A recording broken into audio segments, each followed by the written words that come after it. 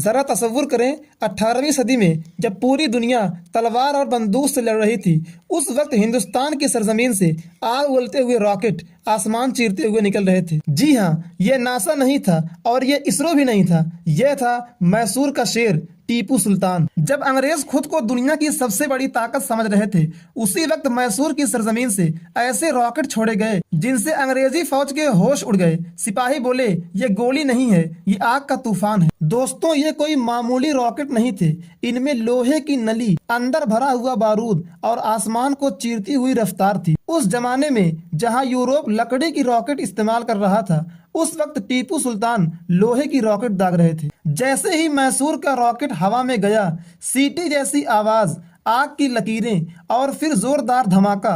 अंग्रेजी फौज की लाइनें टूट गई और घोड़े बेकाबू हो गए और सिपाही जान बचाकर भागने लगे। दोस्तों, यह सिर्फ एक लड़ाई नहीं थी, यह टेक्नोलॉजी का झटका था। अंग्रेज मैसूर की रॉकेट को उठाकर अपने देश ले गए और बोले, इसे समझो और इसे कॉपी करो।